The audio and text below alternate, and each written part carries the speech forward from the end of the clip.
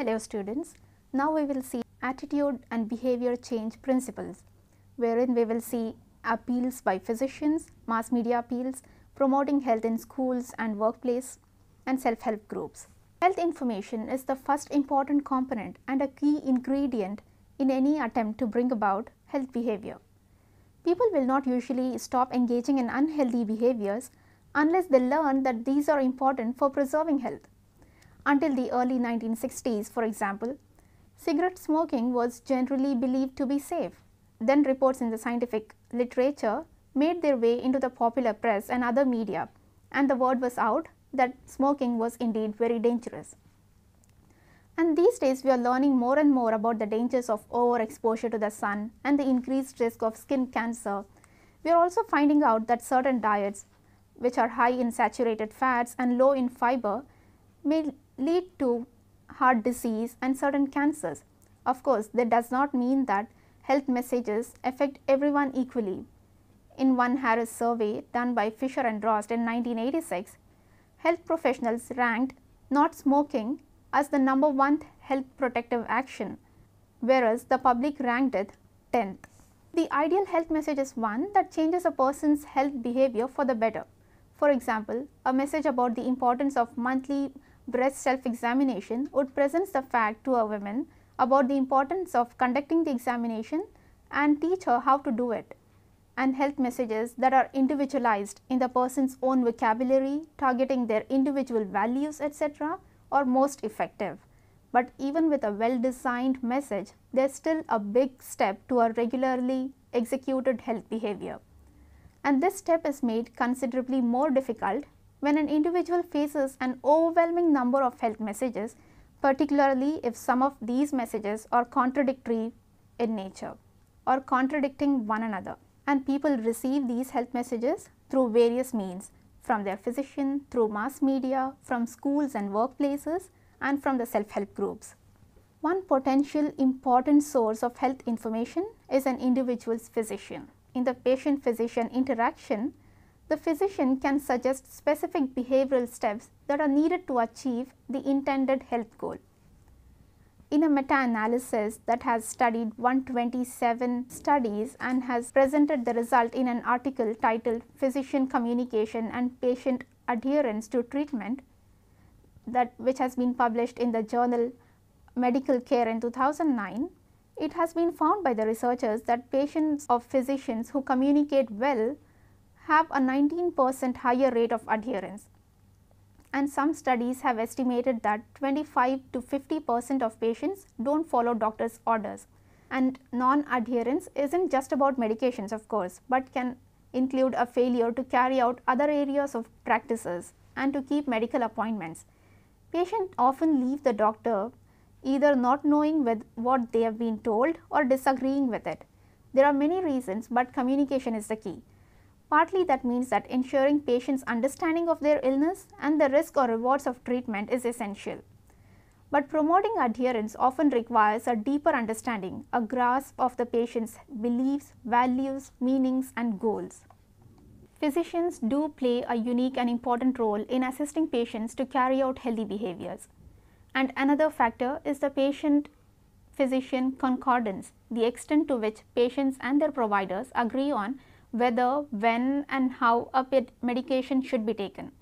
Hence, adherence requires the patient to believe that there is a benefit to the medicine being prescribed, and the prescriber's role is to gain trust from the patient, understand the patient's belief system, find a way to treat within the system, and interactively obtain agreement from the patient on how and when to take prescribed medication and follow other healthy behaviors.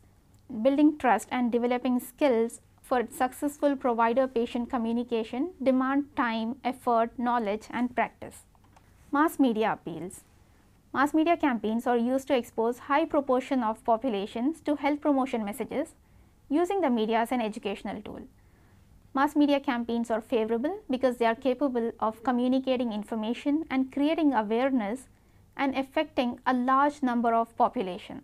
Mass media interventions can produce positive health changes on a grand scale by enforcing positive health behaviors among individuals. And mass media campaigns can take a variety of forms in their efforts to communicate health messages. These include print media, television, radio broadcasts. In addition to digital and print media, there are a number of other creative avenues for disseminating health information, like live theatre, dramas, or puppetry. And when designing an effective mass media campaign, it's important to consider how information will be interpreted by a particular audience. And adequate research is critical in avoiding cultural taboos and ensuring that the intended meaning is conveyed. And if we take radio, media organizations often use radio to broadcast health information because it's capable of reaching many people while maintaining a strong impact. Radio disseminated health messages have been found to be more cost effective than television, as radio can reach people in their homes, cars, or at work. And brief educational radio segments can be inserted between programs during prime time hours when the maximal number of people are tuned in. One American study has demonstrated that people who listen to the radio have a surprisingly accurate ability to recall details of broadcasts from months earlier. In this way, the study findings support the potential of radio to disseminate educational messages that significantly affect listeners. In developing countries, many rural villages do not have access to electricity or television, but battery operated radios are commonplace. Therefore, radio's ability to reach people in a diverse range of settings has made radio a prime medium for educational initiatives, and various health topics has been addressed through radio programs throughout the developing world. For instance, educational radio has been used in India for rural development, in Swaziland for health public, in Nicaragua for health education, in the Philippines for nutrition education, in Sri Lanka for family planning and health, in Trinidad and Tobago to promote awareness of proper breastfeeding practices. Like any other public health campaign, radio interventions must be carefully designed and implemented. Michael Neal outlines the following component necessary for a successful radio intervention in rural settings. He says that they should use experienced educators familiar with the local community and collaborate with community leaders. They should model programs of existing work that has been successful in the region and use village intermediaries and respect established and accepted social structures. They could even encourage illiterate people to communicate their ideas and concerns through trusted villagers who can act as scribes if required. And as with any other mass media campaigns, it's crucial to identify the target audience in order to select appropriate production and transmission style. Now, if we come to theatre, theatrical health education provides an active learning environment for audiences and encourages the exploration of social attitudes towards particular health issues. Theatrical performance can be used to model positive health behaviors or demonstrate the consequences of high-risk activities. The live nature of the performances brings elements of interpersonal communication that help personalize the issue for viewers. And direct interaction with the audience member also enhances viewers' reception and internalization of the message. While there is great potential for the integration of theatre and health education, there is also a corresponding need for trained community health educators. Effective training methods would involve skill sharing in which health educators and theatre performers exchange knowledge and ideas. Though there are many examples of effective health education programs that use theatre, there is still a need for further evidence of demonstrated and consistent impact. The challenge remains to find evaluation procedures that are sensitive enough to measure the subtle shifts in viewers' attitudes. To date, health education through theatre has primarily been centered on HIV and AIDS, though it's important to expand and address other personal, social, community and health issues. Between the Seams, for instance, is a play performed by adolescents and young adults at schools and community centers around the United States to spread awareness about HIV prevention while emphasizing tolerance and understanding of the illness. But there is further exploration of theatre-based health programming in other areas of health would help to determine the ability of drama to examine diverse health themes. Puppetry could also be an effective means to convey health behaviors. Educators and healthcare providers are continually searching for innovative methods to promote health behaviors that are age appropriate and engaging, and puppetry has found to be one medium that meets these criteria, particularly for school age children. It's an imaginative, educational and therapeutic method that can be used by trained school counselors, nurses, health educators and elementary school teachers. And puppetry can also be used in workshops to introduce a variety of health topics, including nutrition and hygiene. For example, in Cambodia, where puppetry is an important part of the local culture, puppet shows are frequently used and are considered a highly effective means of communicating and teaching critical concepts to all ages. In Cambodian schools, a puppet show has been used to discuss diarrhea. In the performance, a young female puppet describes to students how she mixed salt, sugar and water to make a remedy for her younger brother. Similarly, other messages could be conveyed in a simple and effective way. One other effective medium could be analogies, which are used as a tool for forming mental constructs that simplify or render familiar a concept that the individual is attempting to understand. Analogies can be used to introduce new scientific concepts or change previously held beliefs. They can help individuals to overcome barriers to education by facilitating creative connections between the familiar concepts and the new ideas that are being presented. Media also sends inadvertent health messages that are not framed as health messages, but that nevertheless help to shape beliefs about health. The television and movie industry is particularly important here, as many movies and TV programs depict people living their lives and provide examples of habits and behaviors. But the important component of these mass media campaigns is that, for the most part, these messages are getting through to us. Recent study has shown that television is the most frequent source of health-related information. With so many messages about health around us, it can be difficult to sort out what is worth believing and doing something about and what is not. We are bombarded with messages about dangers or risks to health, ranging from eating meat that is not cooked well to eating meat that has been charred, from not drinking enough water to drinking too much caffeine. So, when faced with an overwhelming number of precautions and pieces of advice, one might be tempted to simply give up and not worry about all the risks. But some risks are definitely greater than the others, and after years of research, some behaviors such as cigarette smoking continue to be confirmed as serious threats to death. Hence, we can say that mass media has its own advantages and disadvantages, and if care is taken to convey the message in a creative yet informative way, it will be most effective, as it could reach a large audience at the same time. Attitudes and behaviors habituated at a young age are likely to be more sustainable over time, and thus may have greater impact than attempting to change the behavior of adults. Therefore, we need to influence children and youth to make healthy behavior choices, and how we can do that is through promoting health behavior in school. A healthy school community promotes a culture of wellness for its members, students, teachers, administrators, principals, staffs, parents, and community partners. These groups must work together to create an environment that supports healthy choices. A healthy school community should involve visible support for health from school administrators and other health champions, connections between the home, school, and community, meaningful student involvement, and careful planning to improve health priorities. An evidence-based action plan supports a safe and healthy school environment, partnerships with the broader community, quality health instructions and cross-curricular integration of health messages, and development and implementation of healthy school policies.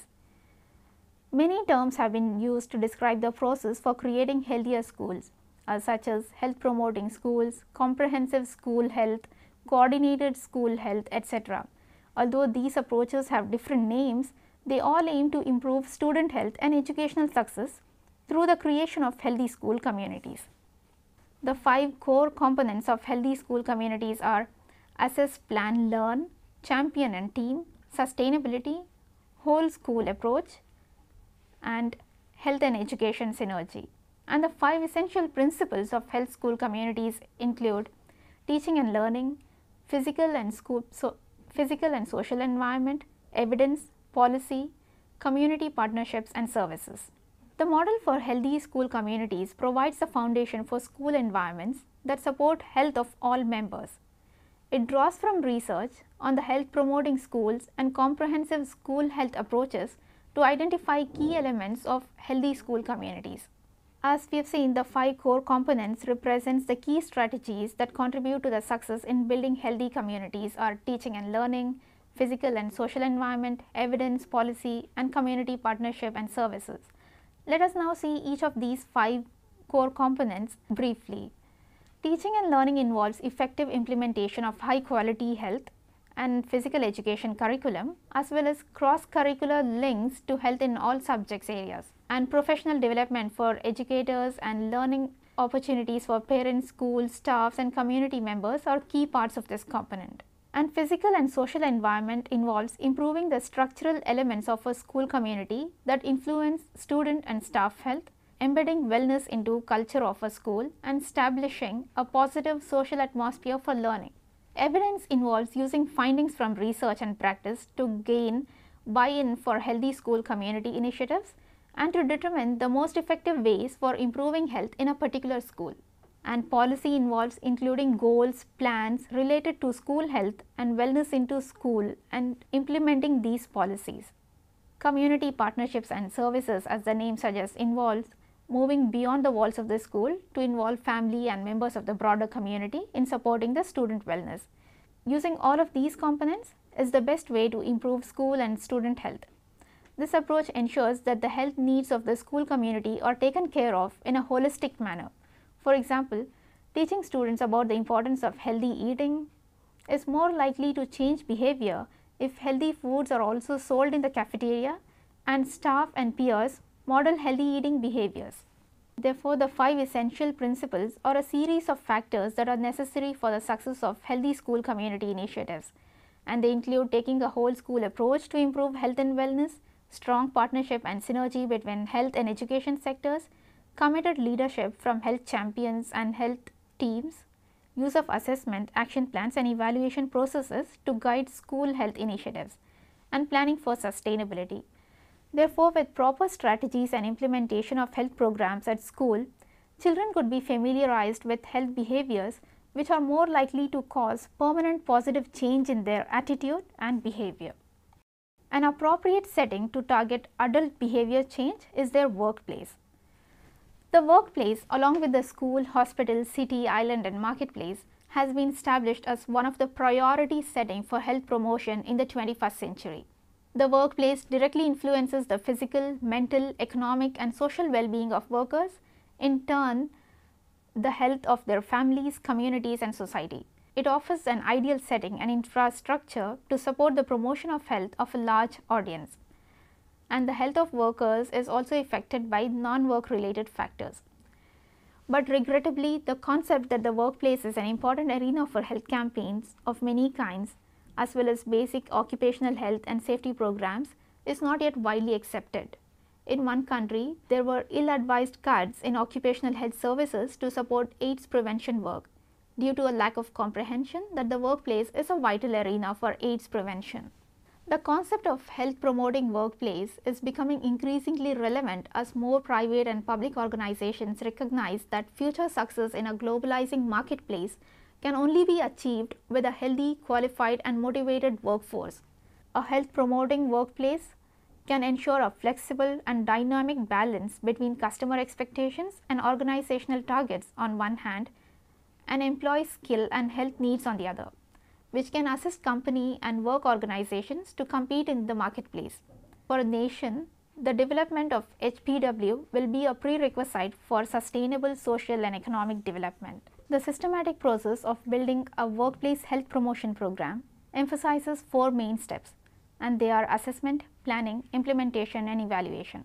An assessment could be done to define employee health risks and concerns and describe the current health promotion activities, capacity and needs. And a planning process would help to develop the components of a workplace health programs, including goal determination, selecting priority interventions and building an organizational infrastructure.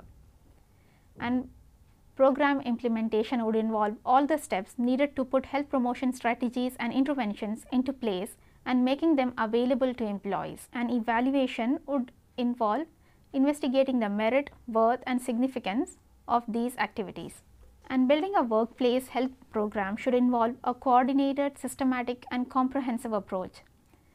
Workplace health promotion programs are more likely to be successful if occupational safety and health is considered in their design and execution.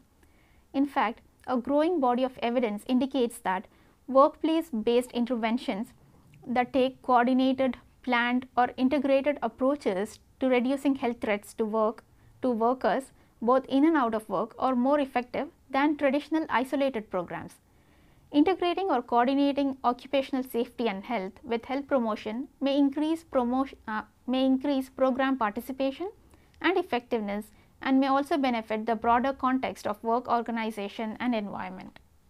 Let us now see how self-help groups helps in changing attitudes and beliefs towards health.